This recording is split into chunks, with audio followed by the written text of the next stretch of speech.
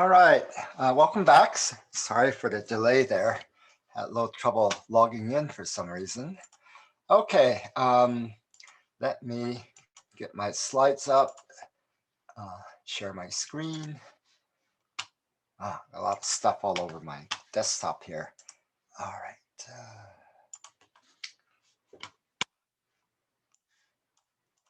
Okay, sharing my screen.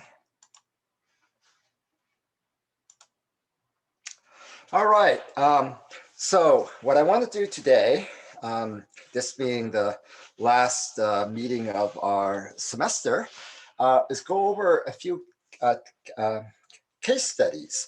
And I was kind of debating how much detail I want to go into each of these. And I decided to keep it pretty high level because I want to talk about Linux, Windows 10, and Android. And so there really isn't time to go into a lot of depth in any of them.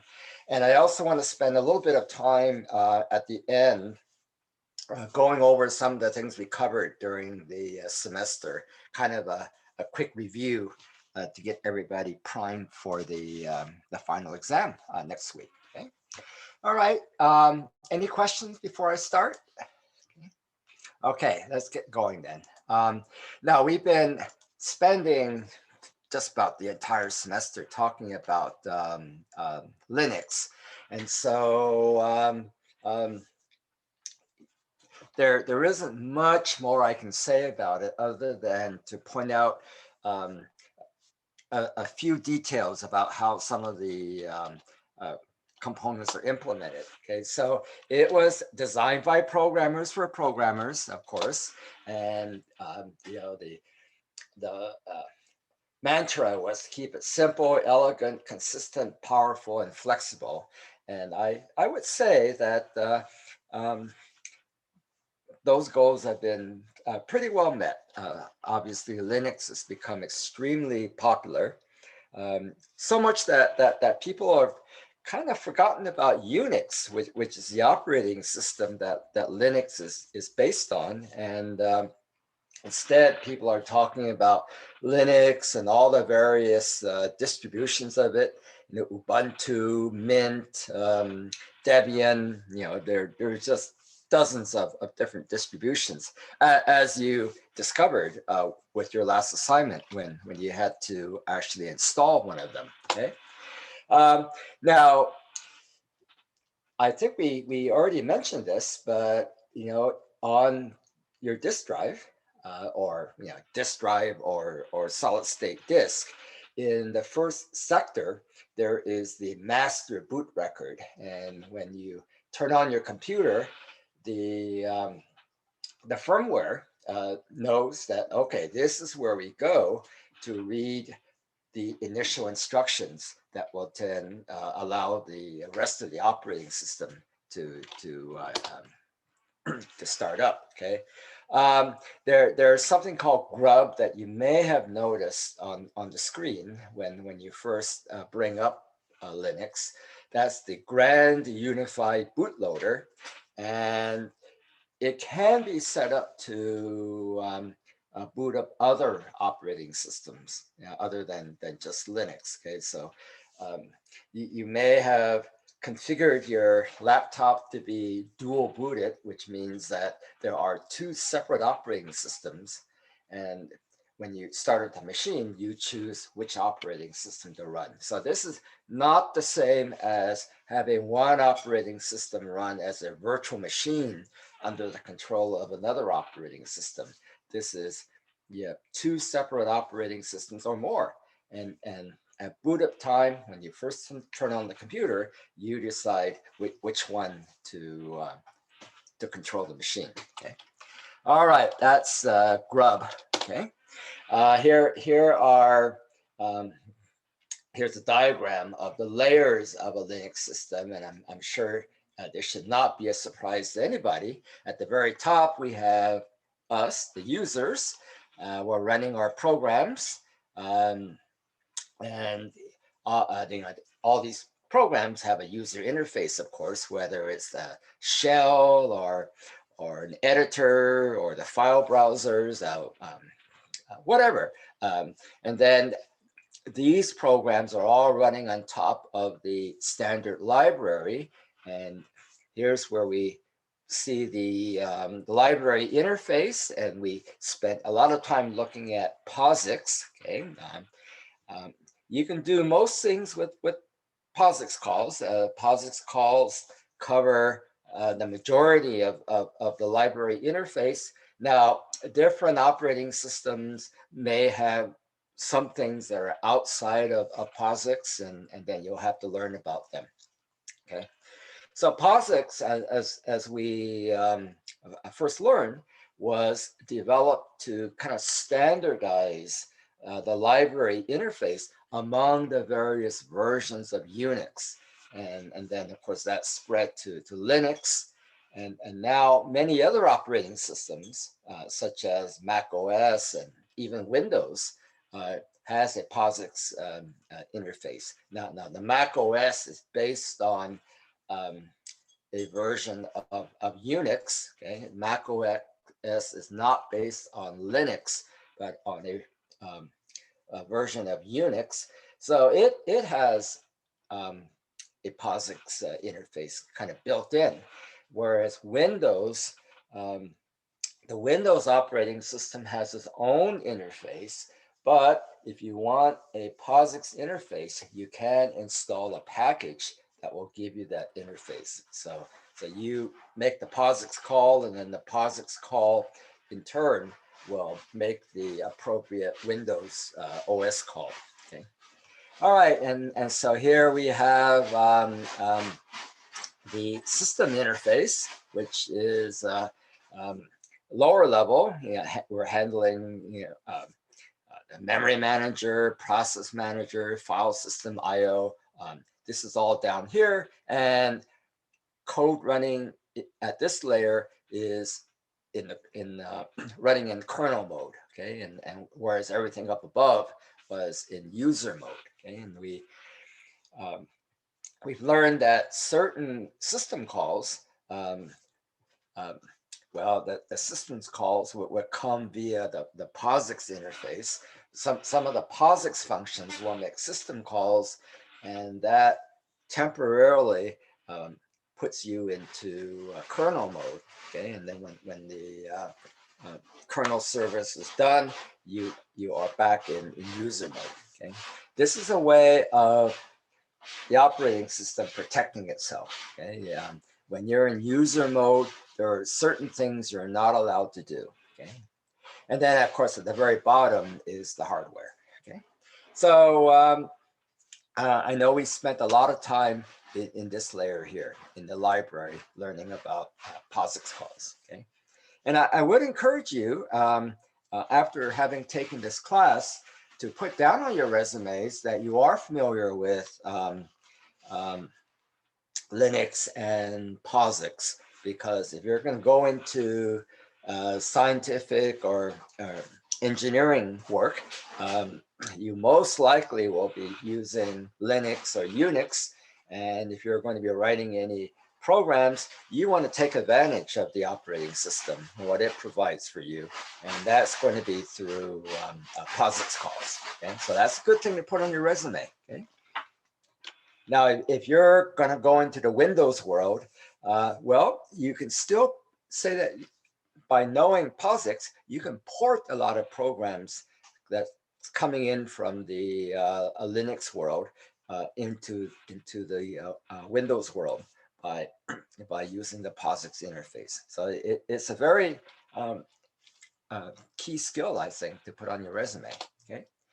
All right, and then if we want to look at the kernel down here, then okay, here is a high-level diagram of the structure of the Linux kernel, and you can see here at the very top we've got the system calls, and then you know we know all about the file system, memory management, and process management. These are all the things that we've already spent time looking at, and then down here, of course, we're starting to talk to device drivers, and so interrupts and the dispatcher to interrupt routines. That's all in a layer here.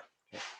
So I think that by spending a lot of time looking at Linux, during the semester, we're already pretty familiar with many of these components that are in the Linux kernel. Okay, and who knows, some of you may end up doing work on the kernel. I mean, the Linux kernel is always evolving.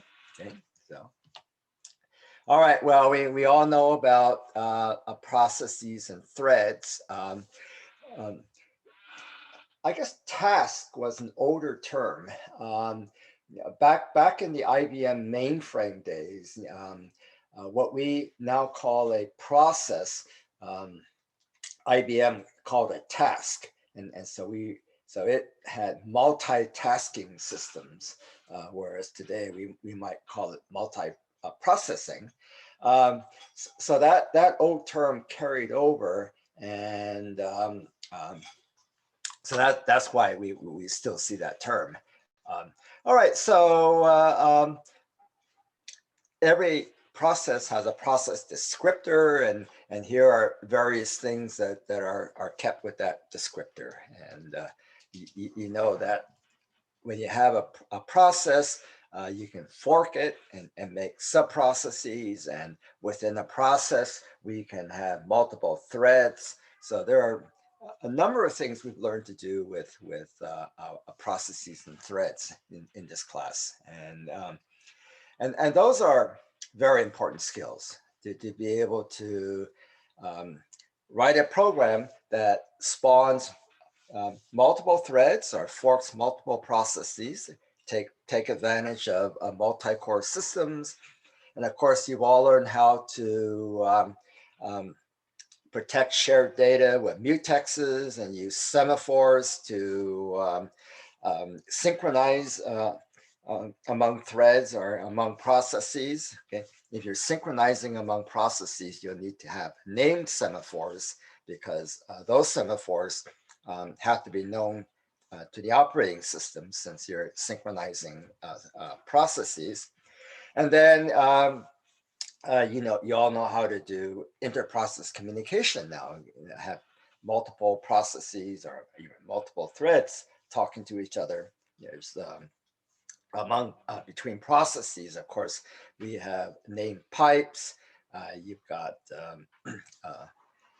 shared memory, and then also if the processes are running on different machines, you have sockets. You make socket connections. So there are a number of ways that we've learned to deal with multiple processes and multiple threads. Okay, we have the Linux scheduler, and we looked at all the various scheduling algorithms, round robin, first come first served, etc., and high priority first. Okay, and you've had some practice with one of the assignments. Trying out the different scheduling algorithms. Okay, time sharing. Time sharing is I guess it's now an older term, but basically it's cloud computing. You have servers and multiple users making use of the server's services, whether it's disk storage or processing or whatever.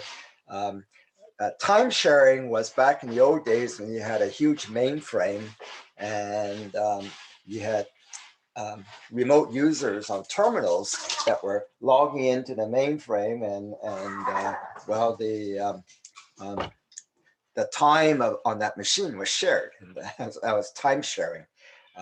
But that's basically what's going on with cloud computing. Okay, I guess cloud computing's a cooler marketing term. Okay, all right.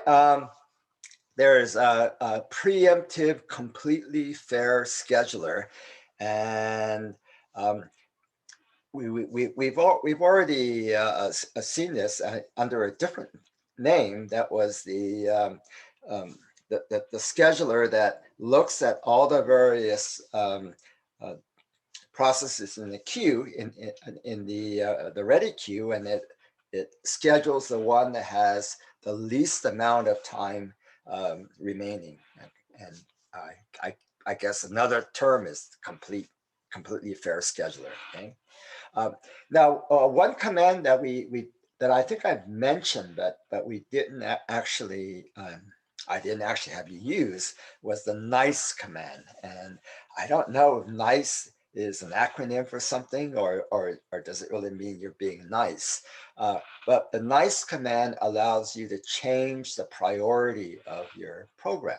So if for some reason you need your process to get more of the CPU time, you can run nice and bump its priority. Okay, I guess then you're not being so nice. And if you realize that, hey, you know, my process is not all that important, then you can lower its priority. Okay, so that is a command that you may want to look up. Okay, that's you would type that command in the bash shell on the command line. And I'm sure there's also a POSIX function equivalent, so you can do nice from within your program. Okay. All right, so there's a thing called the run queue. Okay, and you know, we've always thought of it as one queue. Unless we're talking about a high priority first scheduling, and then there's a queue for every priority. And okay, this diagram is attempting to show what that queue might look like.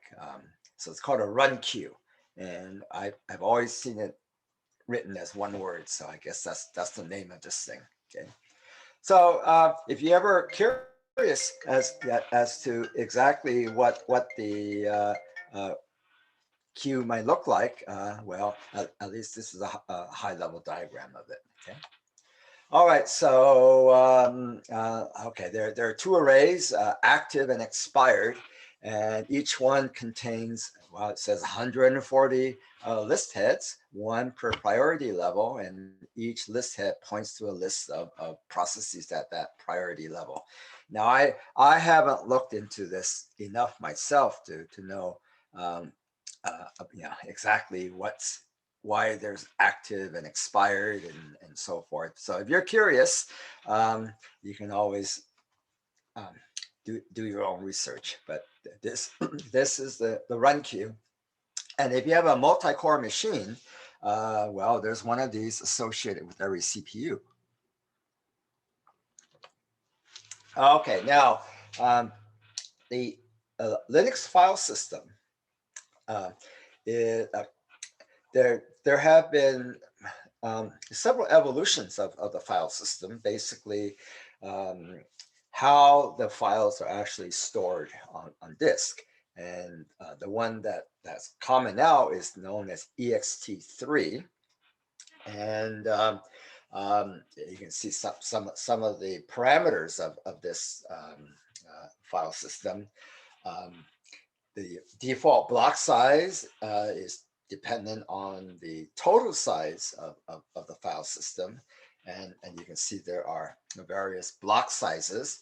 And you know, to keep up with high performance, we want to cluster physically adjacent I/O requests. You remember that there's this locality of reference.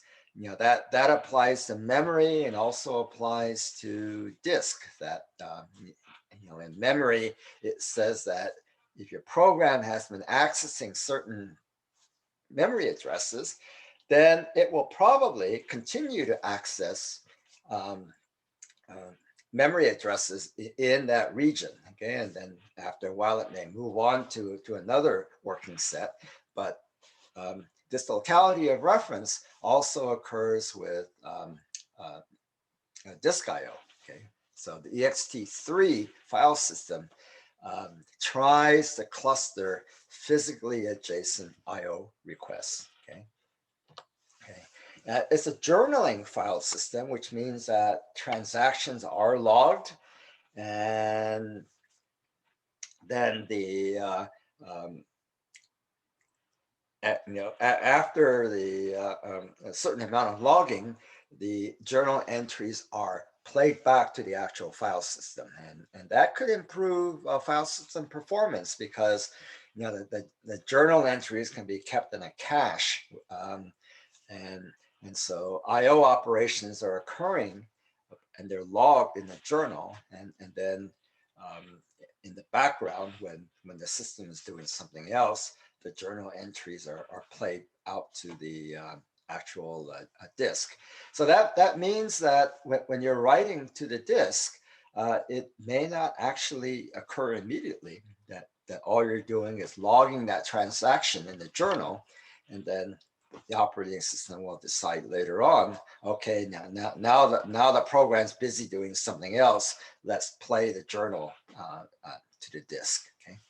Now, of course, that introduces various synchronization problems. If you're writing something to the disk that another program expects to read, then the operating system has to know, okay, I got to flush the journal entries to keep the disk up to date. Okay. Okay, the Linux executable file format. Now, many of you may have noticed that if you compile and link a program and you do not, and I'm talking about doing this on the command line, and if you do not specify the -O option, which says, okay, this is the name of the output file. If you don't specify it, then then you end up with a file called a.out, and that's your executable file. Okay, so if you don't specify the name that you want, that's what you get. Okay, and a.out was actually the name of an old format for an executable file. And then there was a program on your disk that you can run. And the new format's called ELF. And I used to know what ELF stood for, but I've since forgotten. And so you can see the format of an executable file. Okay, and this is memory layout here. So I assume that, okay, when you bring in a program into memory that you want to run, well, you can see here that, okay, there's a runtime stack, and there's going to be a heap, and here's memory mapping and so forth. There is a pointer called BRK, and I don't think it stands for break, but it points to a boundary between a runtime stack and the rest of your memory. Okay, so anyway, if you ever wondered how exactly does a process look like when it's in memory, then it's the ELF format. And this is a very high level diagram, so I'm sure if you go online, you'll find all the gory details. Okay. I/O, okay, well, we have block devices such as a disk, which writes data in blocks, character devices, which is character by character, and then we have network devices, okay, out here, and you can see that you can have a line discipline that basically takes your character device and sends the characters out over the network. Okay, and then you can see, okay, we got sockets, and we got device drivers and protocol drivers and so forth, and we touched on many of these during the semester. Okay, all right. And okay, block devices. Okay, well, obviously that's the disk, and Linux apparently uses CSCAN. Okay, to do the disk scheduling, and we played with some disk scheduling algorithms, and again now we have completely fair queuing. Okay, okay, it's a new algorithm. Every process has a request list, and this is a requested to disk IO, and then we are going to use CSCAN to maintain that list. Okay, and as you recall, CSCAN, well, these disk scheduling algorithms all try to schedule the I/O requests to take advantage of how the disk arm moves and so forth. And so the goal is to keep the disk arm going in one direction or the other and not be jumping around all over the disk. Okay?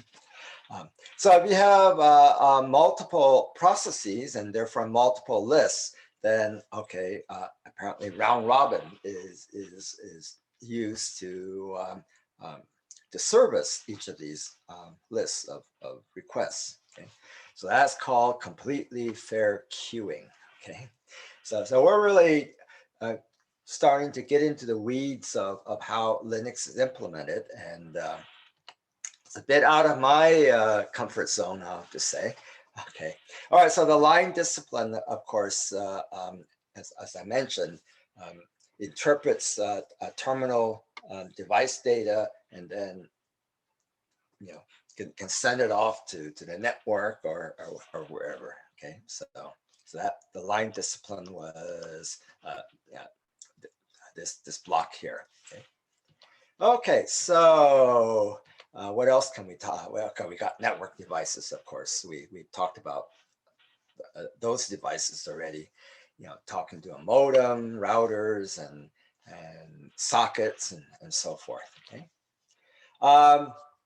Okay, we have Unix to Unix or Linux to Linux. We can also talk to non-Unix operating systems. So you can have your Mac talk to a Windows machine or to a Linux box. Okay, and we've looked at the socket interface. Okay, that was the high-level networking interface that we looked at. Remember that you connect to a remote socket using an IP address, and then of course you have to know what port, and so the two sockets on the two machines can exchange data. Okay, and of course socket comes from back in the days when the socket was actually a hardware socket and you're plugging a cable from one socket to the next. Of course, nowadays, the sockets we're talking about are implemented, in the operating system. And I think we said that the sockets are all numbered, and the ones that are numbered below 1K, you're supposed to stay away from those because they tend to be reserved for certain system processes. So if you create your own sockets, then you want to pick a socket number that's above 1K.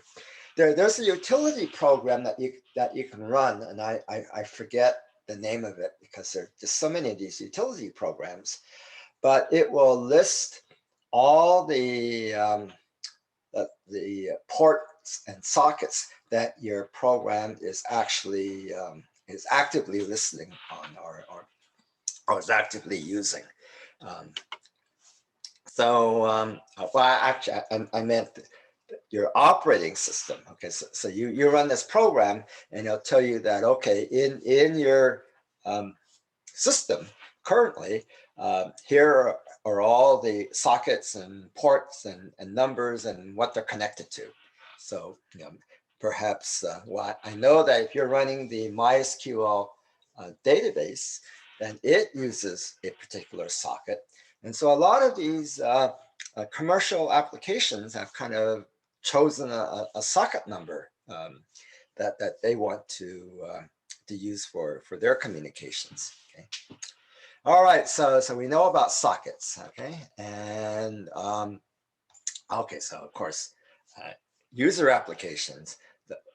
The way you see the network, if you're writing a program, you see it through a socket. Okay. Okay, and then we did talk a little bit about the TCP over IP protocol suite, and TCP is a protocol where you have a guarantee that the receiver would have gotten your message and gotten it correctly, because there's enough handshaking going back and forth to ensure that yes, indeed, we have a connection and we can talk reliably. UDP is more for like broadcast messages. You send them out and you're not concerned as much as to whether or not the messages were received. And so it's faster and but less reliable. Okay. And this one, I think, is mostly for control signals. But unfortunately, I'm not that much of a networking expert. Okay. All right. So UDP is datagrams, TCP, reliable connection, guaranteed delivery of packets in order. Okay.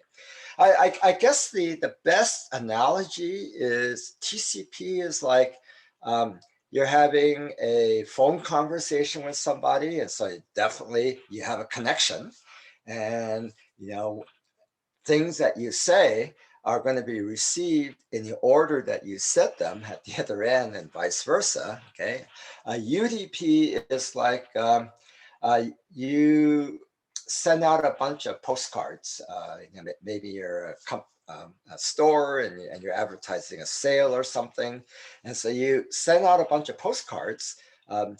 There's no connection between you and the recipient, and if you send out several postcards, there's no guarantee that they arrive in order.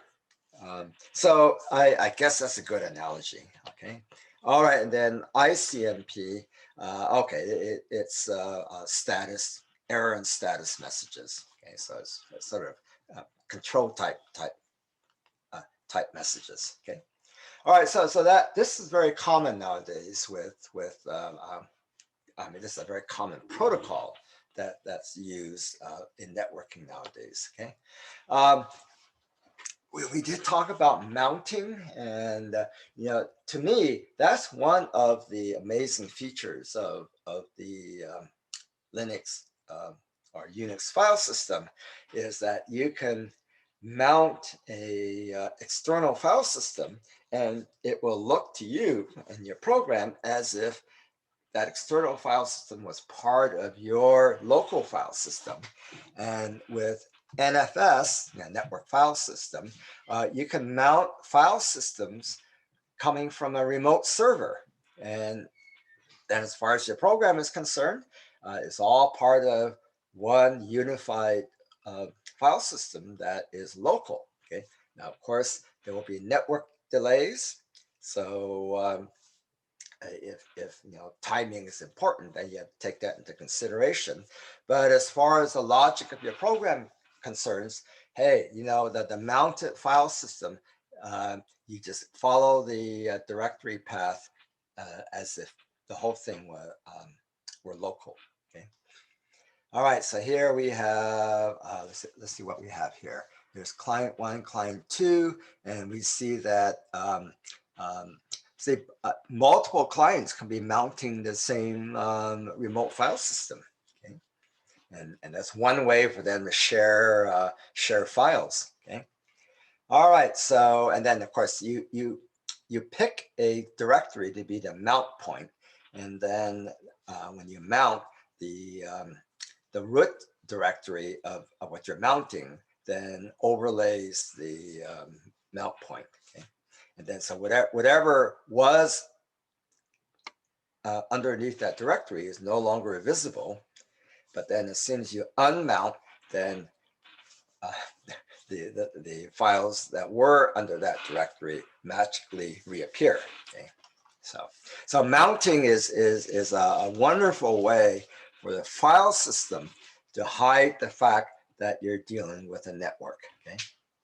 This is one of the innovations that Sun Microsystems, a company that I worked for a number of years, developed back in the early to mid 1980s. Sun had this model: the network is the computer, and so what their goal was to make a computer network appear to you, the user, and to your programs as if the whole thing were just a local machine. And so NFS mounting was definitely one of the things they had to come up with. Okay. All right. That's about all I wanted to say about the guts of Linux. And as I said, during the semester, we've definitely been poking at it a lot, and I think much of this is not new. Okay, any questions at all about Linux? Okay, there have been entire books written about the implementation of Linux, and Linux is open source, so there are teams of people working on it all the time, and what you want to watch for are new Linux distributions. And when you did the last assignment and saw the distributions, online you can get a few paragraphs about each one. What are the features? Why would you want to use this one? Why would you want to use that one? And so there are new Linux distributions, but they're all based on a Linux kernel. And then the kernel itself goes through different versions. And so when you have a Linux distribution, you could say, oh, this is Ubuntu 20.04. So it's that release of the Ubuntu distribution. But then you also have to look and say, oh, and then what version of the Linux kernel is it running on? Okay, so there are two things you have to keep track of when you're going to work with Linux. The version of the which distribution, which version of the distribution, and then which version of the Linux kernel the distribution is built on top of. Okay, so there you go.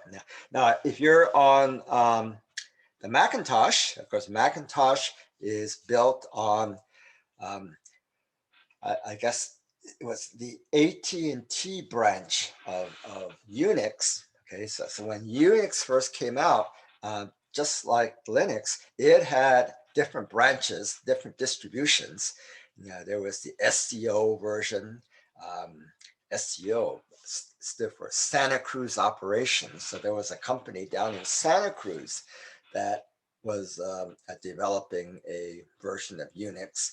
And then now Unix came out of Bell Labs, and then Bell Labs is part of the AT&T phone company. So there was the AT&T branch of Unix, and then there was the Berkeley, UC Berkeley took over a branch of, UC Berkeley took the AT&T branch and came up with their version of it. And so there was the UC Berkeley version of Unix, and I believe Apple's OS is based on a release from UC Berkeley version of Unix. Okay, and then Apple has its kernel. It's called the Mach kernel, M-A-C-H. And so it gets kind of confusing as to, okay, what version, what distribution on top of what kernel. Okay, so things you have to kind of pay attention to.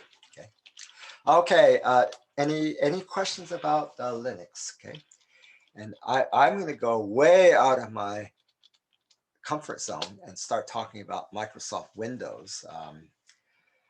In my Compi 135 class, some of you may be taking that,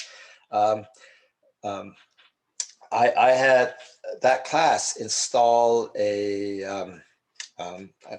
graphics package called WX Widgets. It's a graphics package that enables you to write GUI-based programs in C++, but it's multi-platform. So once you have this library, you can compile and install the library on a Mac, Linux, or on Windows.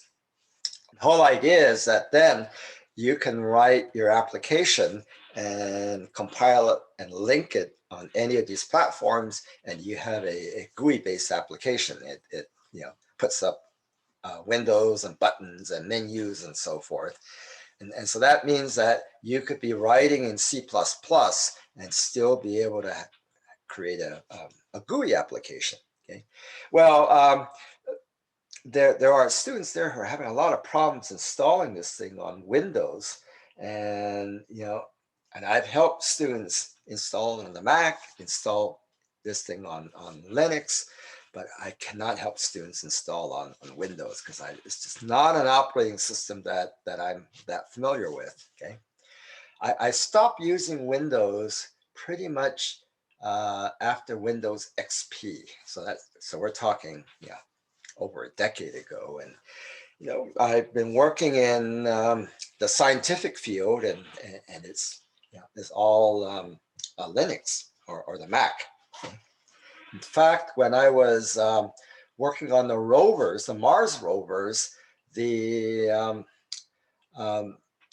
the rovers were already on Mars, I had opportunities to work in the control room, the mission control room, and they did not allow Windows laptops inside mission control because of serious security problems. There are a lot of viruses that infect Windows, and so inside the firewall, which surrounded the Mission Control Center, we could bring in Macintoshes and Mac laptops, and we could bring in Linux boxes, but no Windows. So I really have not been much of a Windows person. Okay, but okay, Windows 10, of course, is very popular. Extensible and portable operating system. Okay, it too has a kernel, and it provides basic services. And so if you look at the services, gosh, Windows and Linux do very much the same things. Virtual memory, caching, scheduling, and so forth. It does have security mechanisms. Protect user data and guarantee program integrity. A lot of viruses attack Windows, not necessarily because Windows is inherently less secure. It's just that there are so many more Windows machines and laptops and Windows users that if you're a hacker and you want to attack, then hey, Windows is a huge target. Okay, Windows has internationalization features, same as Linux, of course, and so you can have there are two terms. There's internationalization, which says that okay, you write your software so that it can work in different countries, and then there's localization, which says that okay, you're in a particular country and you want to then take that software and localize it. Okay, so I can write a program that's internationalized, okay, and then that program can be taken to, I don't know, Czechoslovakia or some country like that, and then it can be localized for that particular language. Okay, so Windows supports all that. Okay, scheduling and memory management. Okay, very sophisticated. Just as good as Linux, and API. Okay, so if you want to program using the native Windows systems interface or the native Windows GUI interface, hey, there's a very extensive API. Okay, so you can write systems programs, take advantage of the Windows operating system in your applications programs, and you can write programs that have a GUI interface. Okay. Now I was mentioning WX widgets before. WX Widgets is a library for writing GUI applications, but it was meant for languages or environments that didn't normally have an API for doing GUI applications. But if you're in Windows, then sure, there's an extensive Windows native API for doing GUI programming. Okay. All right. Now, of course, we want to compare Windows and Unix or Linux. Okay.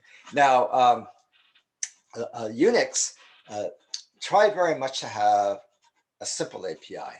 If you looked at the POSIX functions, most of them were fairly straightforward. Okay, there weren't a whole lot of parameters, and okay, maybe some of their names were kind of weird, but you know, using those functions was pretty straightforward. Okay.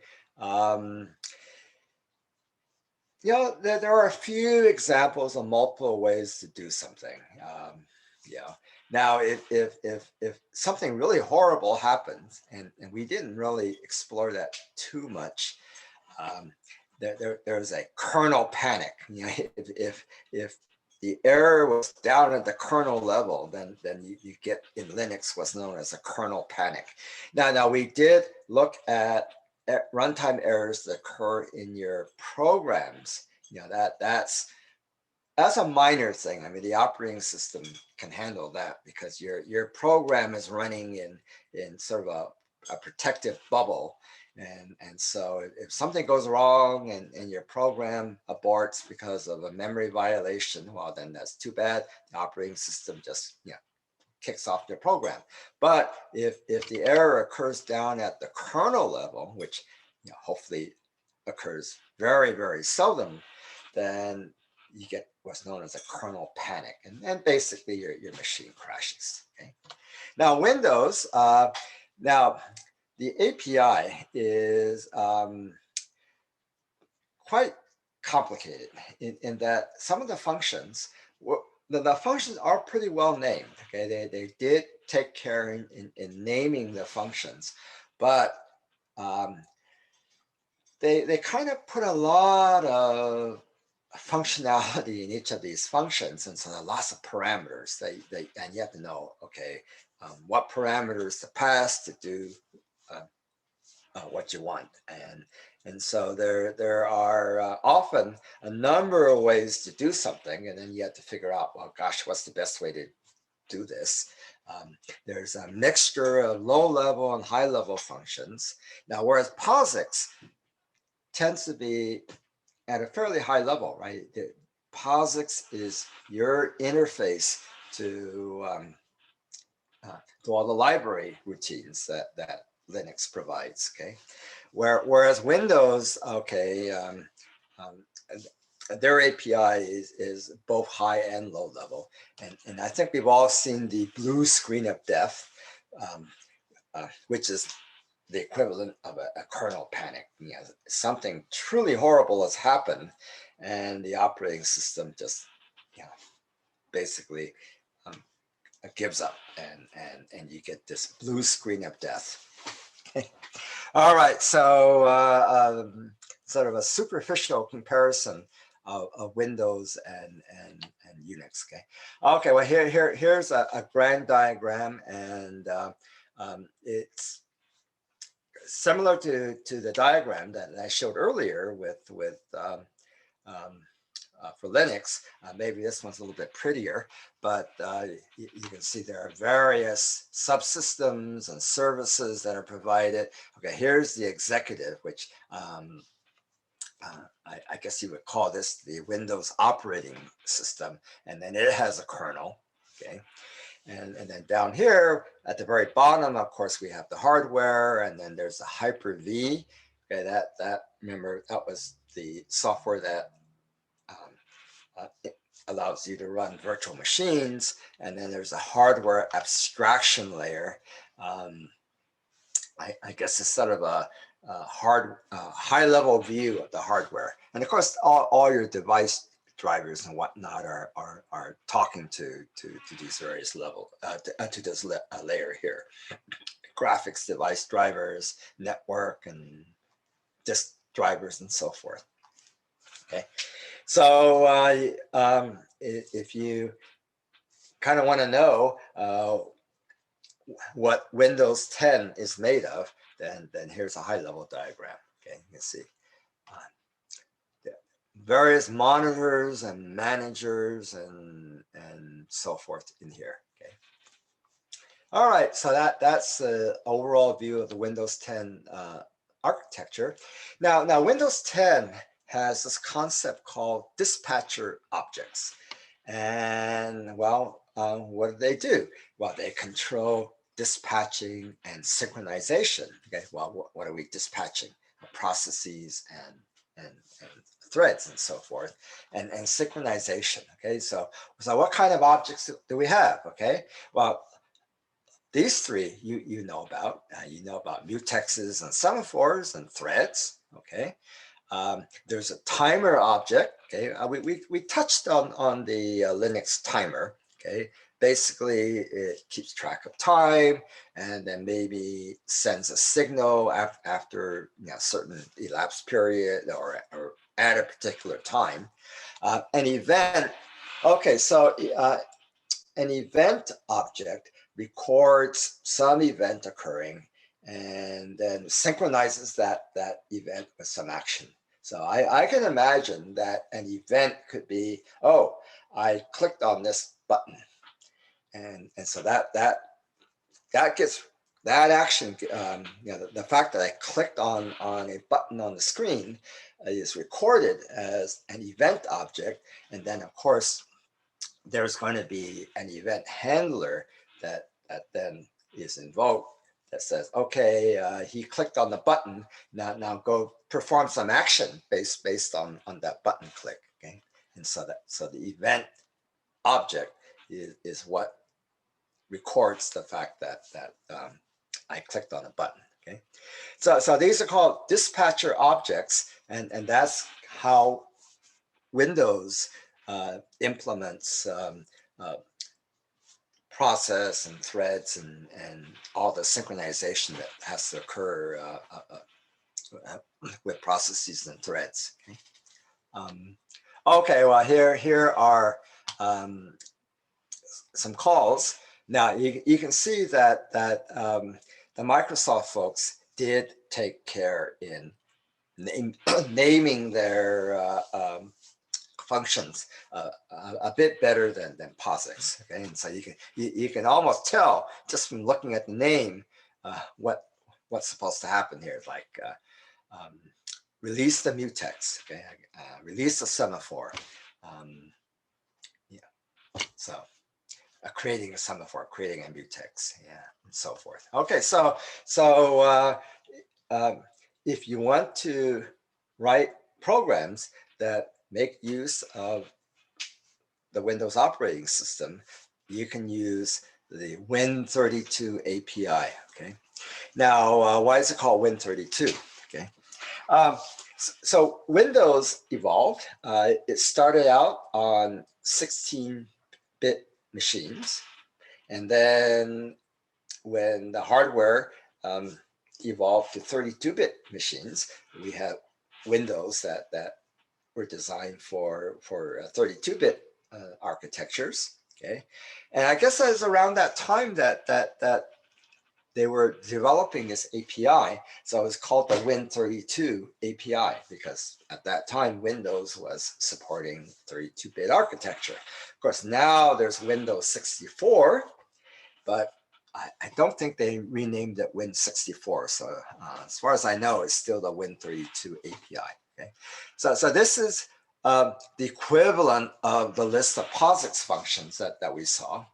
Of course, there are a lot more of these Win32 functions. This is just a list of the common ones. Okay, just as there are dozens and dozens and dozens of POSIX calls.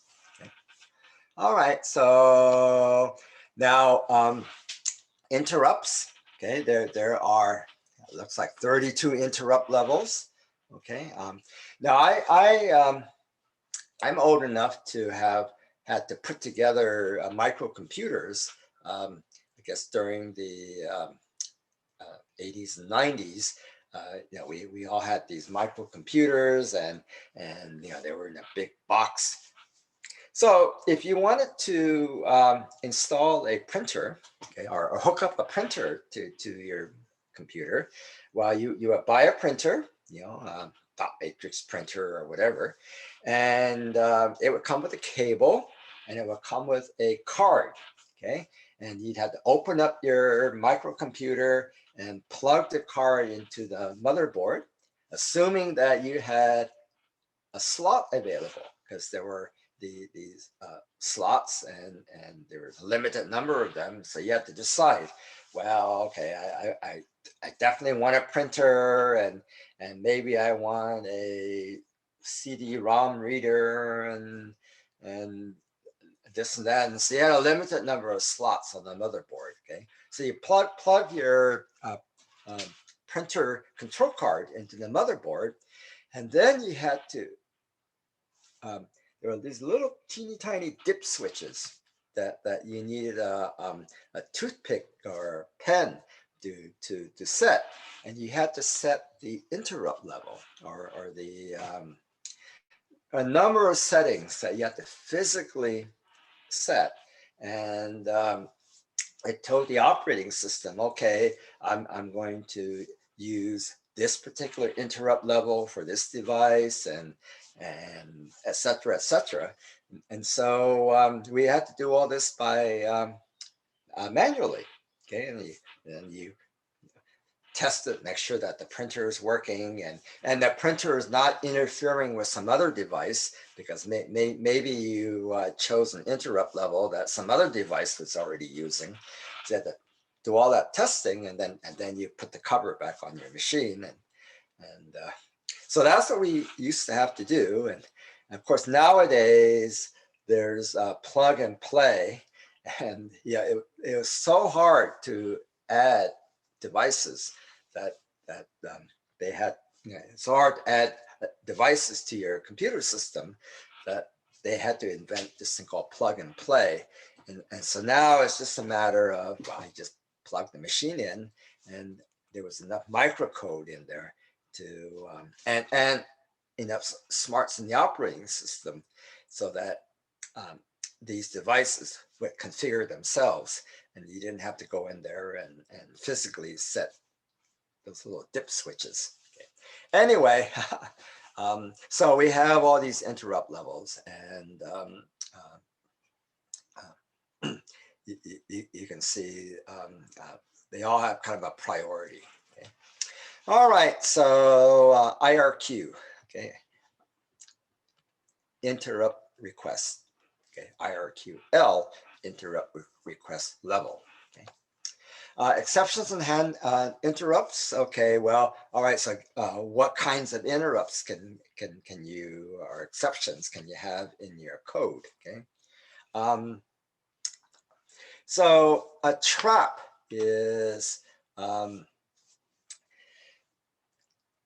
well, again, this is sort of an old term, but if your program needed to invoke some sort of service from the operating system, um, there was an instruction that implemented a trap, and the trap was basically, your program was suspended, and the trap handler then went down into the operating system to perform whatever operation you wanted, and then when it was done, your program got an interrupt and signal, and then it woke up again. Okay?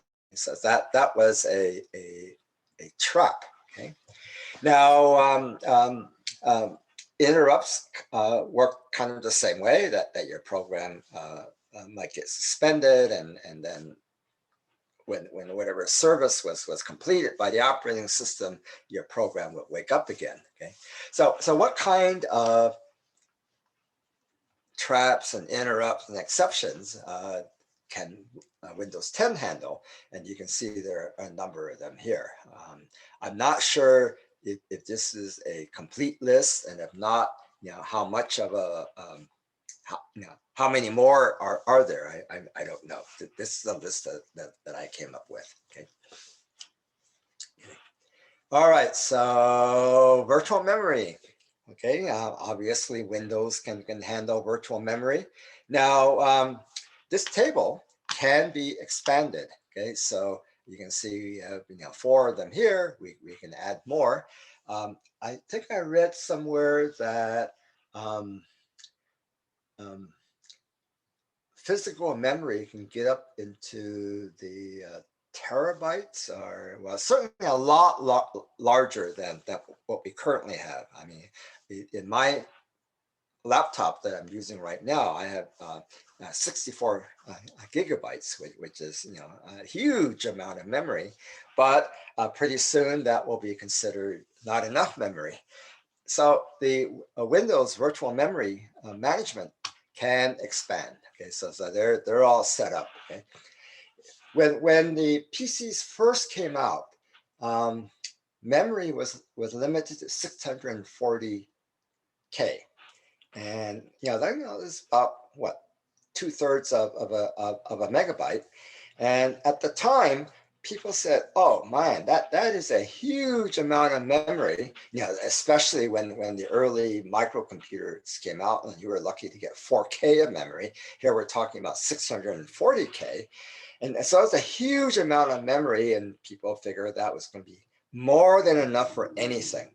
And of course, sure enough, it didn't take long before that wasn't enough memory. And so I think Microsoft learned its lesson, because they provided the original operating system for the PC, which had this memory limitation of 640K.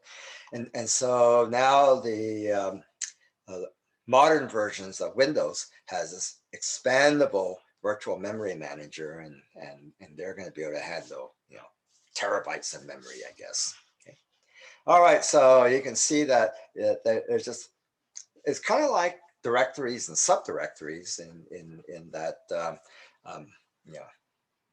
yeah, page table pointers that point to tables that have more page table pointers and so forth, and so that's how virtual memory gets managed in Windows. Okay.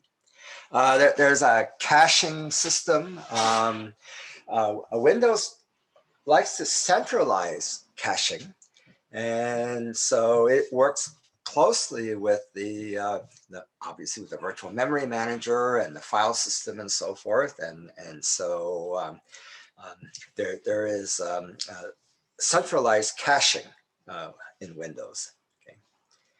All right, so I think that's about all I wanted to say about Windows. Yeah, so let's take a break, and then when we come back, we'll take a look at the Android operating system, and then we'll do a review for the final exam. Okay, so it's about looks like 5 after or so. So how about we break until 1:20? Okay. Any questions? Okay. I know this is a very high level view of these 2 operating systems, but I didn't think we had time to go into a lot more detail. Okay.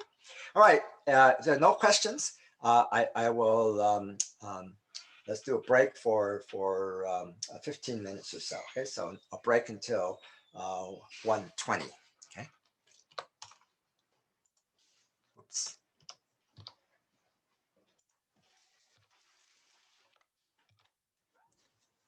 All right, I'm going to pause the recording, and I will go silent. Okay, welcome back. And let me bring up the slides again. All right, so Android. Okay, now I'm really going out of my territory here. However, I really should learn more about Android, and I probably will, because NASA uses Android for its CubeSats. So a CubeSat is a satellite uh, around the size of a shoebox. So these are fairly small satellites. And I know that both NASA and SpaceX are sending up lots and lots of these little satellites. And so pretty soon our skies will be filled with CubeSats. But the ones that are sent up by NASA run the Android operating system.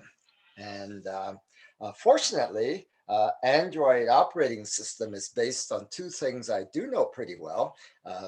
It's based on the Linux kernel. So we were talking about all the various Linux distributions and how they're based on various versions of the Linux kernel. Well, Android is based on the Linux kernels, and it was built using Java.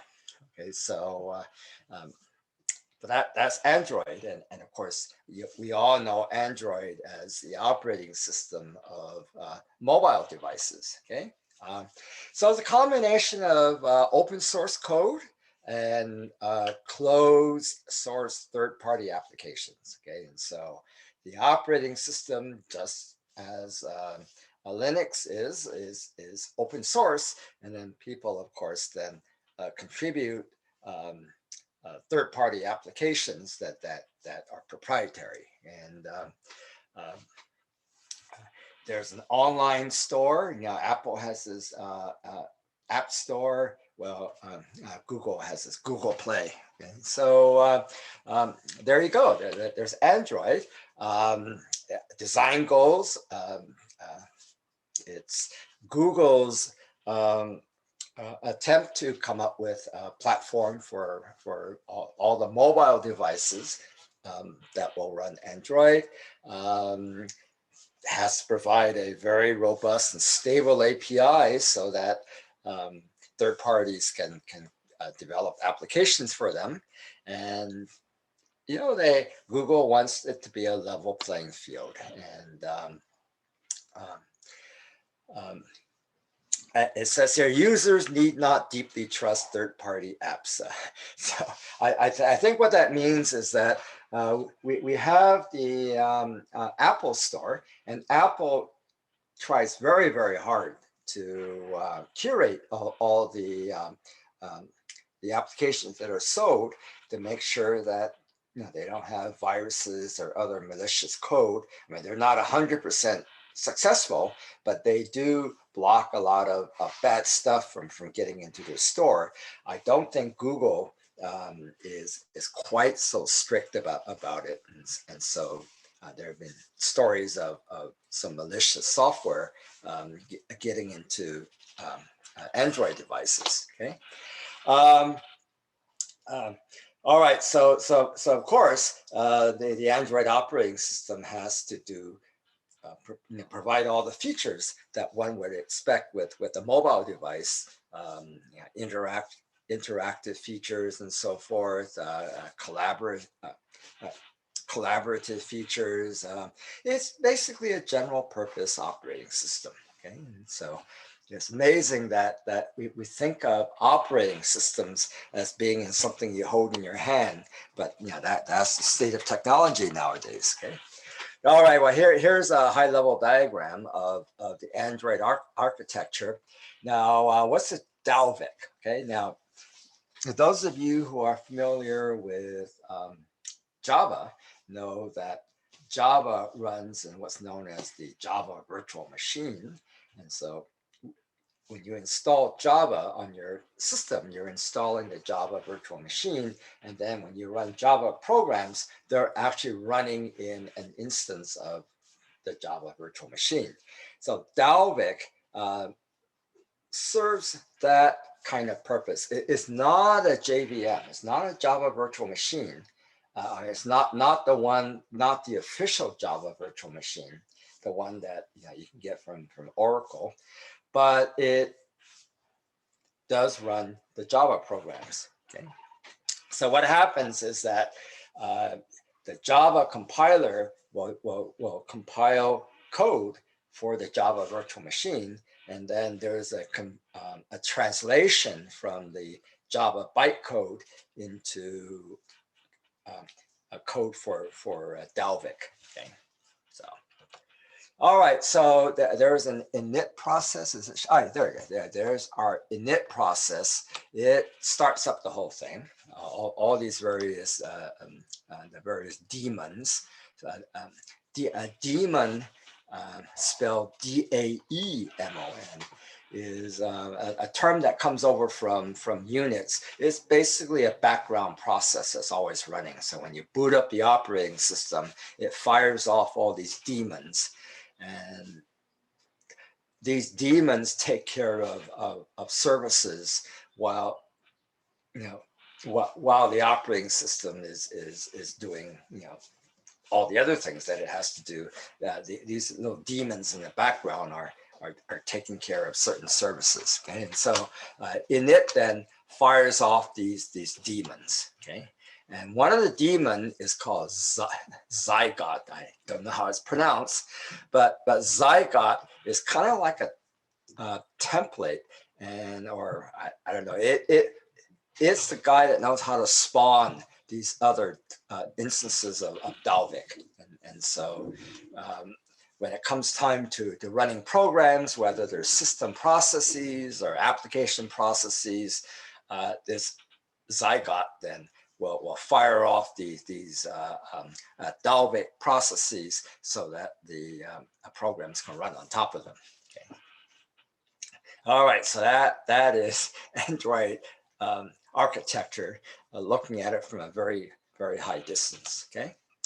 All right, so Dalvik is a managed runtime environment and brought up by Zygot, and bytecode for the Java virtual machine. Okay, and thus if you are taking my compiler class, know all about the Java virtual machine and its instruction set, but that's translated to Dalvik bytecode.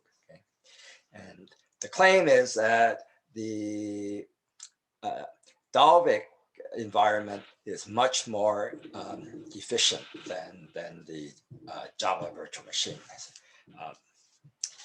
They have not the same purposes entirely. I mean, the Java virtual machine is a general purpose machine, and Dalvik is designed specifically for Android. Okay. All right, so here's Dalvik, and here's our Zygot, and you can see that when an application process needs to be spawned, then there's a copy on write. And remember, copy on write means that we don't actually make the copy until we have to modify our copy. And at that point, then we can no longer use the original copy because we're making a modification. And so then we do the copy, and then your application can do whatever it needs to do. Okay. So that's Zygot and Dalvik. Okay. So that's what's inside your phone if you have an Android phone. Okay. Okay. Well, here's how you create, or here's the framework for an application that runs on your Android. There's application code, and okay, so package manager shown here is an example of a service that your application may require. Okay, and so package manager here is just an example. Okay, and so there's something called a binder IPC. IPC is inter-process communication, and so here's your application. Okay, here is a server inside of Android, and the package manager that your application code talks to then in turn communicates with the package management service that's running inside the server. Okay, so let's see what binder IPC is all about. Okay, so okay, wait.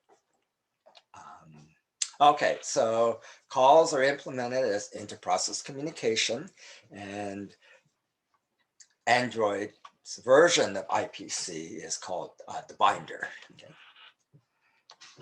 All right, so oh, and then this is the service manager, and so there's some communication um, um, with the service manager, and apparently one of the services is talking to a package. So here, here's a picture of that. Okay, but you see the inter-process communication occurring among the processes. Okay. Here's Binder IPC. I thought I had a slide on that. Let's see, uses remote procedure calls, which we have already looked at, RPC. Okay, remember with RPC, when your program makes a call to a remote procedure, it's talking to a stub, which looks like the actual procedure, but you're actually calling the stub. And then the stub takes the parameters that you passed it, and it has to marshal the parameters, meaning it has to convert it to whatever byte stream is required to send the data over the network.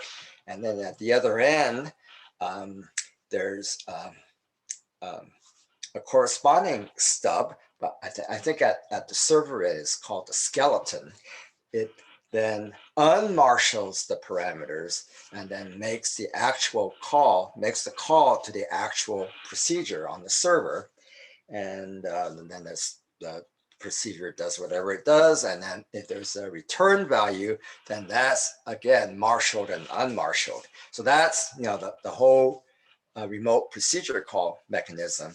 And when the data is being marshaled and unmarshaled, it could be that the client is big endian and the server is little endian, or vice versa. And so the marshaling and unmarshaling mechanism knows whether or not it has to flip the bytes around. Okay, but anyway, well, that's RPC. And so you can see the layers that we go through to do inter-process communication on Android. Okay, this is the Binder IPC. Okay, I really cannot tell you much about each of these layers other than here's a picture of them. Okay, all right. Okay, somebody just sent me something. Hang on. Oh, okay. That's something I need to take care of personally. All right. So, any questions about Binder? Okay. All right. Okay. Here's what happens when we launch a new application. Okay. So, if you want to follow all the steps, okay. Well, here we do a start. And okay, we talk to the package manager. Okay, here's Zygot, and okay, and then that fires up the application process. Okay, so we talk to the server that says, hey, I want to start up an application, and Zygot comes in and basically clones an environment which includes the Dalvik in order to run your application code. Okay, so and there are a number of messages that go back and forth.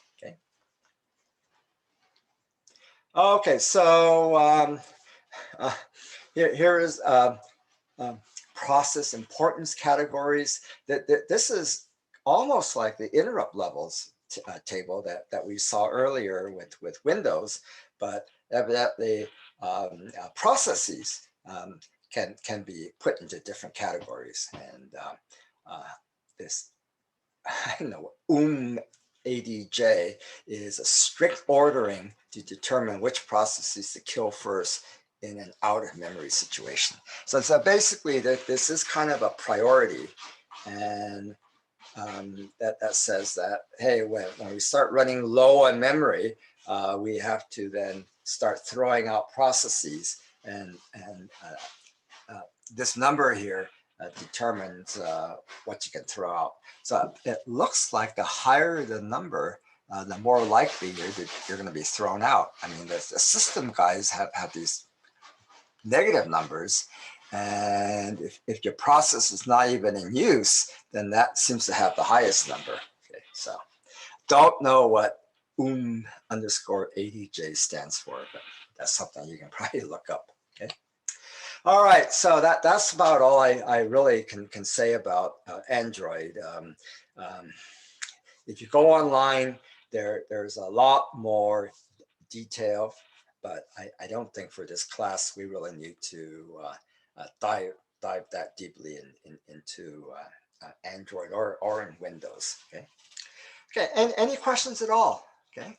I want to remind you that there is a postmortem report. I always, whenever I have students working in project teams, such as this one, I always like to have each person individually write a postmortem report, just a few paragraphs. Okay, I've already opened the assignment for this. Just tell me what you learned. Tell me what you contributed, what you personally contributed to your project team. And then a brief evaluation of each of your teammates, just a few sentences for each teammate. I do pay a lot of attention to these because when it comes time to giving everybody the grade for the class, of course, I get everybody's score, which you can see that in Canvas. It's a score that weighs your homework and your exams and so forth. And then I line up all the scores in order, and I believe, I know that the department has a strict guideline that says the median score, that the score that's in the middle of the lineup, is a B minus. Okay, and then I will have grades go up and down from there. Okay? And then, so I make a first pass to do that. So I tentatively given everybody a grade. Then I read all the postmortem reports. And if your teammates tell me that, hey, you were the project lead and you made sure that everybody met and knew what to do and so forth, then your grade goes up, okay? But then if I read that, hey, so-and-so never showed up, didn't contribute, and then that person's grade will go down. Okay, so then that becomes the grade that I enter into the system. Okay, so I do pay a lot of attention to these postmortem reports. I think I even said you get 25 points for writing it. So I extra incentive to write the report. Okay. Now I did not have this class do a semester project. Like in my compiler class, each team had to write a compiler. Didn't think writing an operating system was going to work in this for a one semester class. So there was no project in this class. So your grade is then just homework and midterm and the final. Okay. All right. So get that to me by Monday. Okay. The final exam is a week from it is next Thursday. Okay. It's at 9:45 until noon. I must make sure about all those times. There is, here we are. Okay, so we have, we have Friday only class, so that puts us, hang on. Here we are. We're at group 1 class and we meet at noon. Yes. So Thursday, May 20th, 9:45. I've had several students already tell me that, hey, this class final conflicts with another class's final exam. So there is a makeup day and okay, let's see, where's the makeup day? makeup day. Okay, Wednesday the 26th. So then I will have to come up with a different exam for students who have to take their exam on makeup day. So you're obviously, if you have conflicting exams, then you talk to both instructors and talk at least one of them into allowing you to take the exam on the makeup day. Or if you have, I believe it's 3 or more exams on the same day, or maybe it's more than 3 exams, then you're allowed to try to move one of them to the makeup day. Okay, so okay, I've already gotten emails from those of you who have conflicts, so I'll respond to those emails. Okay, now let's see the format of the exam. Let's see, do I have that here? No, I don't. Okay, so the format. Oh, here it is. It's going to be in the form of a quiz in Canvas, just like the midterm, and it'll cover the entire semester with emphasis on the second half, and it'll be a multiple choice plus short answer, just like the midterm was. Open book, open notes, open internet. The only thing that's not open is you cannot communicate with anybody else during the exam. Now, the department wants to make sure that all the exams are proctored. And the way I'm going to do it is just turn on your camera and I'll stare at your happy, smiley faces for the 2 hours that you're taking the exam. Okay, and then I'll tell the department that yes, indeed, I proctored the exam. I know that there are other professors that are using these services that use AI or whatever to watch you taking the exam, and I've heard too many horror stories about how unreliable that is, that I figure, well, I can probably do as well as an AI program. So make sure your cameras are on. Okay. The exam is what it looks like. It's 2 hours and 15 minutes. So it's an hour longer than the time you have for the midterm. And so the exam will be a little bit longer to account for that. Okay. All right. And any questions? Okay. All right. So I just made a list of the things that we covered in the second half. Oh, sorry, the cat just jumped up on the desk. I just removed the cat. I just wanted to make a list of the things we covered during the second half. But the exam will be for the entire semester, though, but with extra emphasis on the second half. All right, so we talked about disk storage. Oh, cat is back on the table. All right, and yeah, we looked at how we scheduled disk accesses of the various algorithms. You should know them pretty well because you actually had to write a program to simulate those. And then there's hierarchical storage management, which basically says that the things we need most often, we keep closest to us with the best performance, and things that we hardly ever use anymore, that's archived, it could be put on tape or something. That's basically hierarchical storage management. RAID, we didn't look at all the various RAID options, but basically it's a way of making sure our disk servers are reliable. If you have multiple disks, there are ways of keeping copies of the data on multiple disks. There are ways of striping the data so that you break up a file across multiple disks.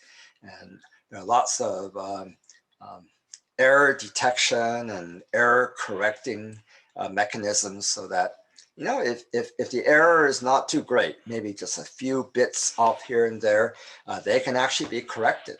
Okay. All right, file systems. Okay, you all know about files, all kinds of types of files and their attributes, what you can do with the files and so forth. Um, Obviously, if um, multiple processes are trying to write to a file, we have to make sure we can lock the file so that uh, the processes don't step on each other.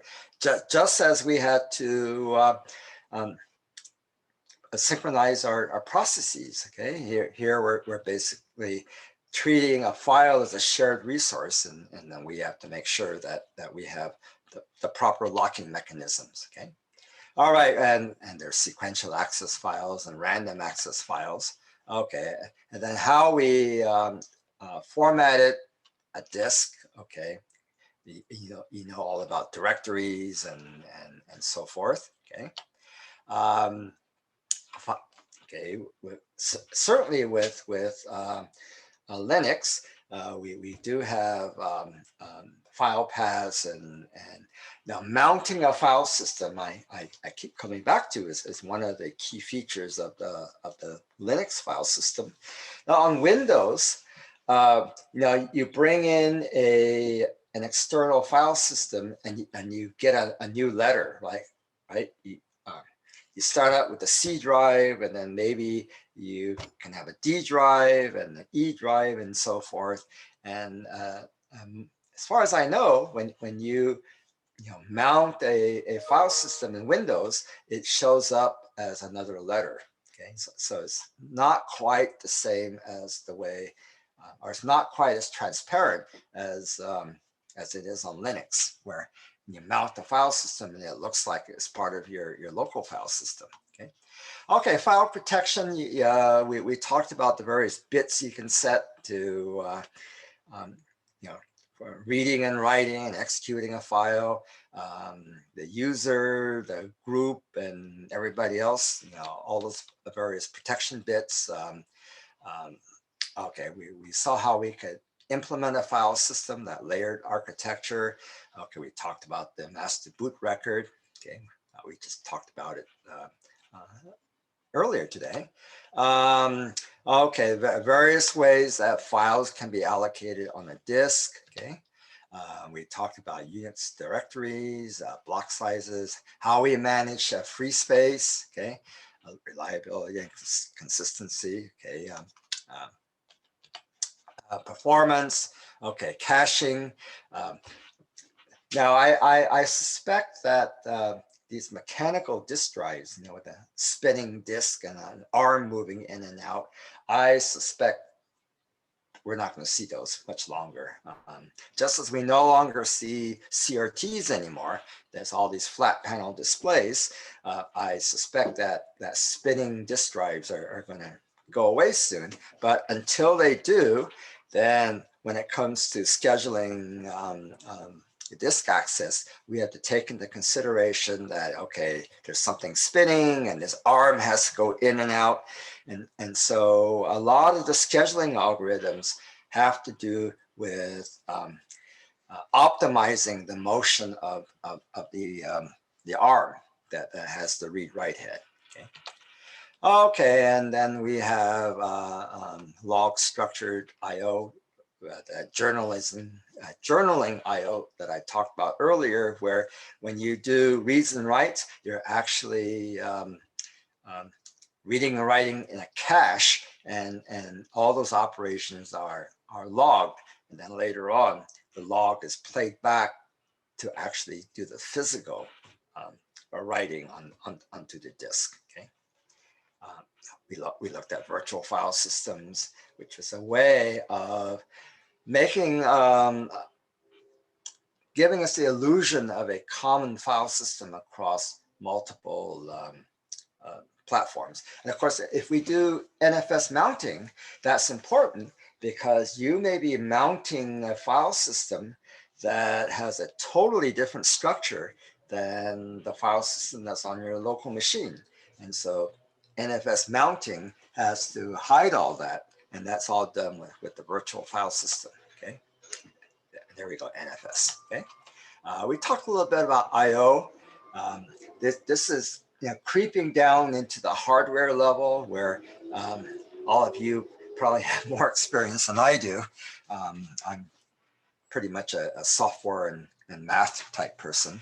Okay, so we have polling and we have interrupts. Okay, and we saw how at least at the software level, at high level, we had we saw the distinction between polling and having interrupts. Okay, and we all know about sockets because you had an assignment where you had to create socket connection and select. Okay, so select was at the application level.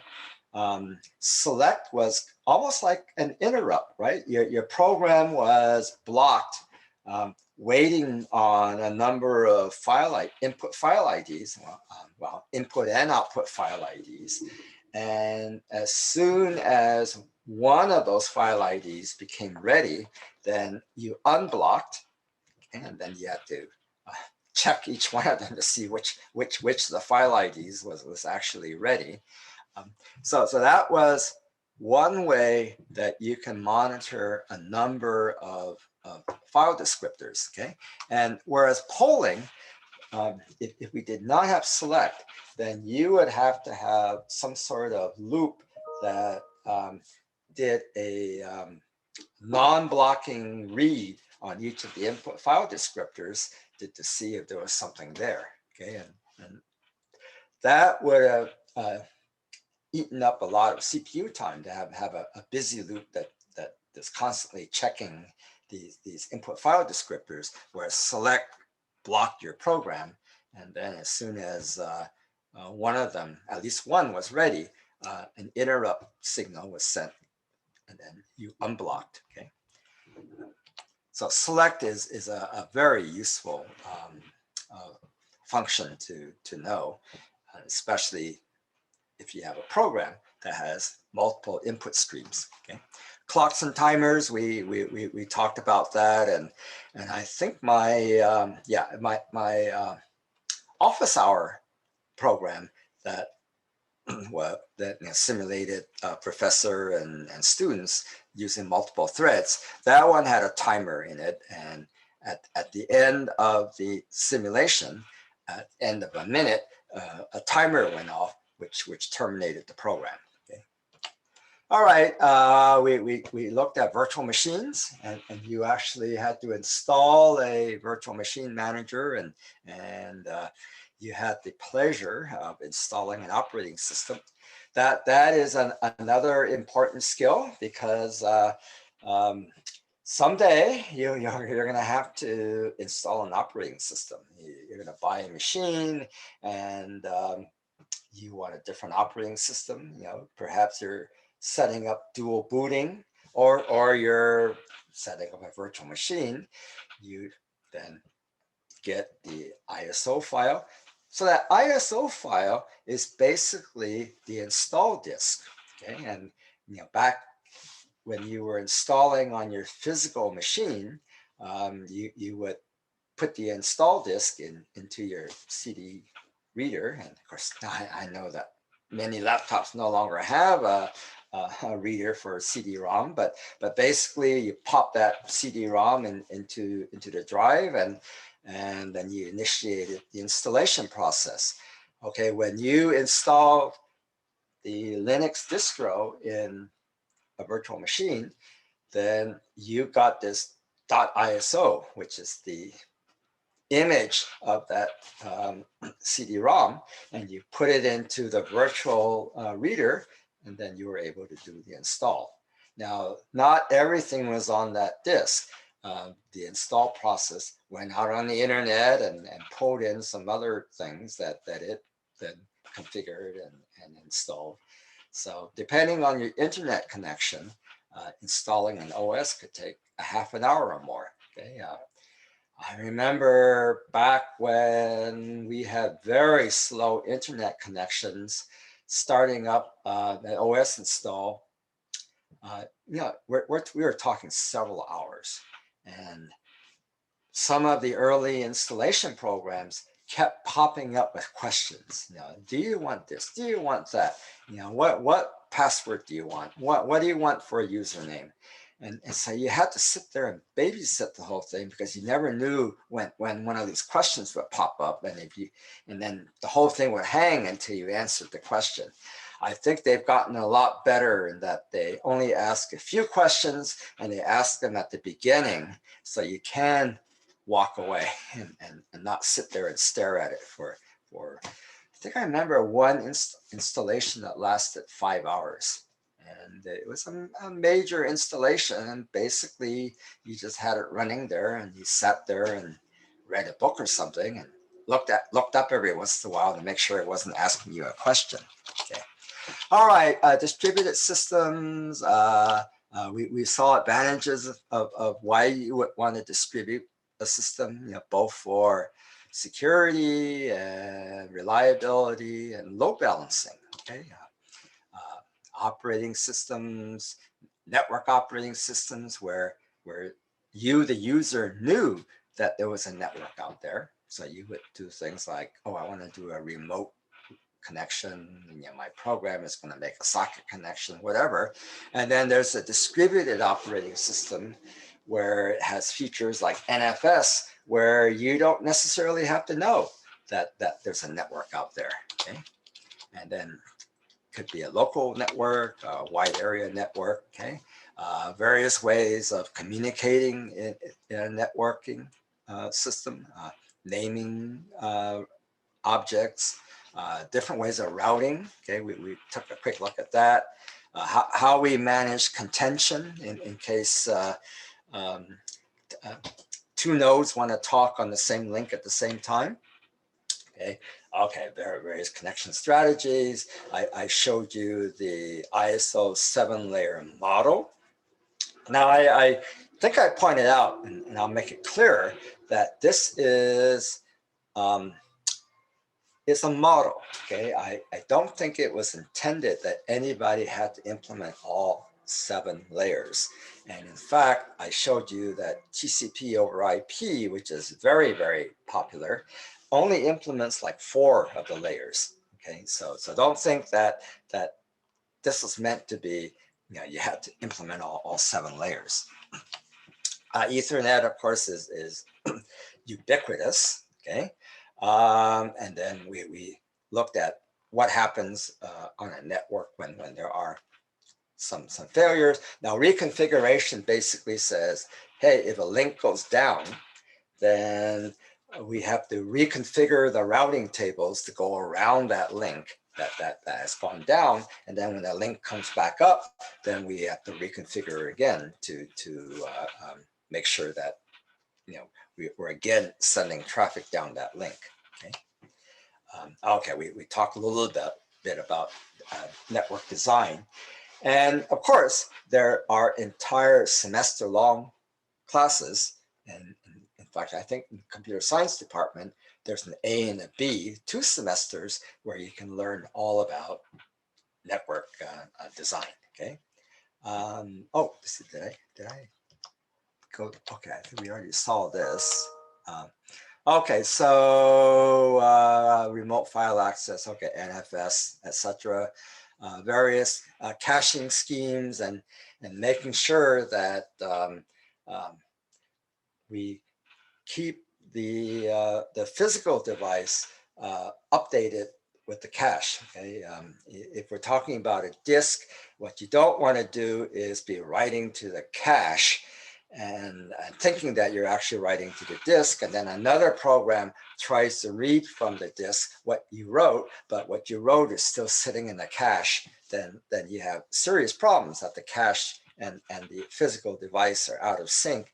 And so we have the notion of a write-through cache that says that, okay, when it comes to writing, as soon as you write into the cache, it gets flushed out through the disk. Okay, but at least you have the data in the cache, so that if you come back later and you want to read what you've written, then it's still in your cache. Okay. One of the advantages of not writing immediately, to actually periodically flush the cache is that sometimes a program will write something and then overwrite it.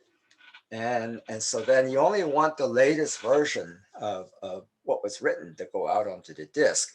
And so by keeping it in the cache, then you don't have to write as often to the disk. Okay, and we saw that writing to the disk is much orders and orders of magnitude slower than reading and writing memory. Okay.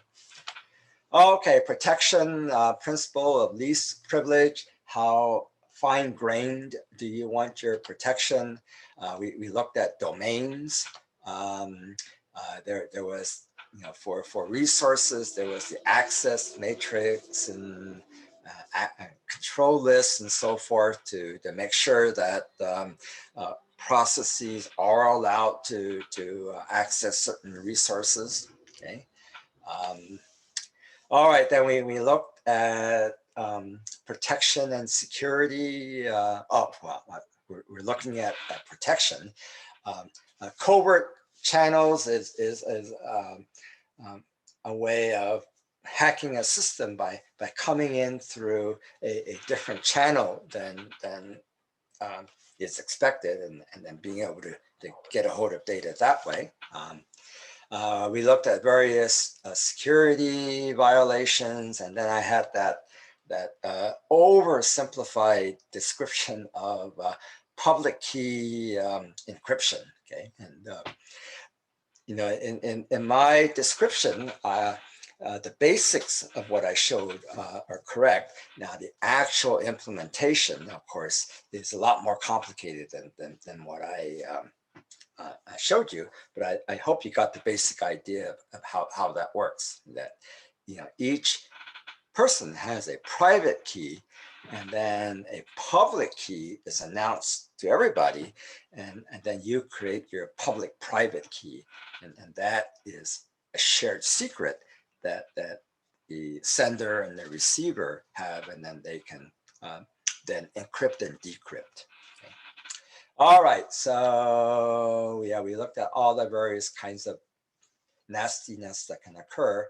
What's in the news, I'm sure, is this major pipeline on the East Coast that was hit by ransomware, and it shut down the pipeline for about a week.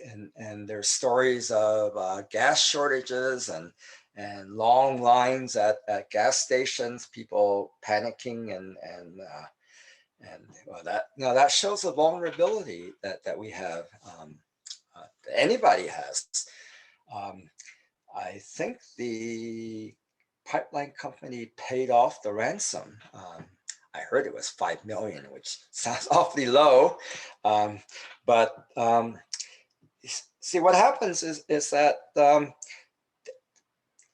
victims of ransomware, they figure that it's going to cost them less to pay the ransom than it would be for them to recover all the data. And of course, if the bad guys are threatening to publish the data, then that could mean that paying off the ransom becomes even more attractive. But of course, paying the ransom then only encourages more of this ransomware, because then it becomes quite profitable.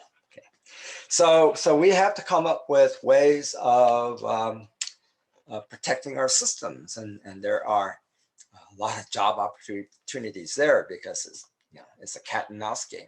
You come up with better protections, and the bad guys come up with better ways of getting around your protections, and so it goes back and forth. Okay, I told you the little incident I had at NASA, where I built a lab that was designed for researchers off campus to log in, and then at the last minute, the security people at NASA told me that, no, I can't do that. And I said, well, how can I have people use the lab if they're not allowed to log in? And that was probably the most secure lab there was at NASA at the time, because well, nobody can log in. There cannot be any problems. We eventually worked it out. So anyway, yeah, security is a major issue. Okay. All right. So you can, okay, there's that public key cryptography that I just mentioned. Okay. And then finally, we did the case studies, very, very brief case studies, Linux, Windows, and Android. Okay. All right. Well, let me end with this thing I found in a manual. Actually, I don't have the manual. I found it online, but it was published in an IBM manual back in 1925. It basically has to do with a piece of equipment. And the warning is that all the parts go together without forcing. And you have to remember that the parts you are reassembling were disassembled by you. So this is a warning for somebody who took apart a piece of equipment. And it says that if you can't put them back together again, there must be a reason. And by all means, do not use a hammer. So I'm sure there are software equivalents of this, that hey, if you took apart something and you can't put it back together again, don't force it. Okay. All right. Any questions at all? Okay. When I decided to teach this class, and I have taught this class before, but in computer science, this is the first time I actually taught operating systems and computer engineering. I said, look, I want my students at the end of the class, at the end of the semester, to have some useful skills, not just a lot of theoretical knowledge about operating systems. And I want students to walk away with some useful skills. And of course, Linux, which is the operating system that I'm familiar with, coming out of the scientific and engineering world, I wanted to use Linux as an example throughout, and practical experience using Linux that involved getting onto the command line. Now, we really didn't do a whole lot on the command line, but I've run into students who have never been on the command line. So at least the little bit that I did have you do, maybe broke the barrier, and now you're not afraid to be on the command line. We did do piping and IO redirection on the command line, and I think I showed you one example of using for loops. Okay, now on the command line, since we're using the bash shell, and there are a number of shells that are shell being the command interpreter that run on Linux, bash being one of the more popular ones. The command language is quite powerful. I mean, there are if statements and for loops and while loops, and there are all kinds of things you can do with the bash language. So if you are in a position to work on a Unix system and you want to be considered a super programmer, then you really need to learn bash, because one of the powers of bash is that because there is this command language, you can write programs in bash, and these programs can then be invoking the bash programs are called scripts. So these scripts can be invoking various programs, regular programs, and using piping and IO redirection, the script becomes, it's by itself a very powerful application. And all you did was string together a number of existing applications using bash and piping the outputs and so forth and so on, and using if statements and looping and so forth. You can create some very powerful applications just using bash scripts. So that is something that you may want to explore. And there are entire books and lots of tutorials on the internet on Bash. Okay. And then for programming, POSIX is really an important industry standard. It was originally designed for the various versions of Unix and then Linux, and now other operating systems have been providing support for POSIX. And so if you're going to be a programmer, you want to take advantage of what the operating system provides. And that is a great magnifier of the power of your programs. And so, there are dozens and dozens and dozens, maybe close to 100 POSIX calls. And we looked at, maybe a dozen of the most common ones, but at least I introduced you to POSIX. And so, become familiar with POSIX and become good at making use of those calls. And instead of you having to reinvent something from scratch, it could very well be that the operating system already does this for me, and so you just have to make the correct POSIX calls. Now, a big takeaway, I hope, is being able to write multi applications that are made up of multiple processes, and now you can take advantage of multiple cores. You know how to do synchronization, you know how to protect shared resources, you know how to do inter-process communication within a process, very similar with threads. Okay, so that should be a major a new skill. Okay, and I would not hesitate to put that on the resume. For sure, put down POSIX, and then depending on the job that you're applying for, saying that you're familiar with multi-processing, synchronization, and inter-process communication is going to be a big plus on your resumes. Okay. All right, any other comments, questions? Let's see, I'm supposed to remind you to fill out the course surveys, the SOTs, okay?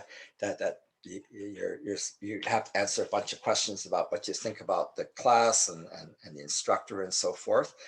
That's important for the department. That's how they decide whether or not to hire somebody back. Everybody hated Professor Mack, so we better not hire him back, that sort of thing. And then I want to remind you that if you're looking for internship or a full-time job, that I maintain my NASA webpage where I do list available internships and full-time jobs. Okay, so internship if you want a job over the summer, and a full-time job if you're graduating and looking for a good job. I have to tell you that working at NASA is quite a trip. It's, if you're at all into the sciences and especially into space exploration, we're very lucky that NASA Ames is right here. Okay, there aren't that many NASA campuses around, and so we're right next to one. So, okay, any questions at all? Okay, and if not, then I'll end the class and I'll see you all again next Thursday. Okay. All right. Thank you for coming. Thank you, Professor. All right. You're welcome. Okay. Hope the class was useful. It has been. Okay. Thank you. You're welcome.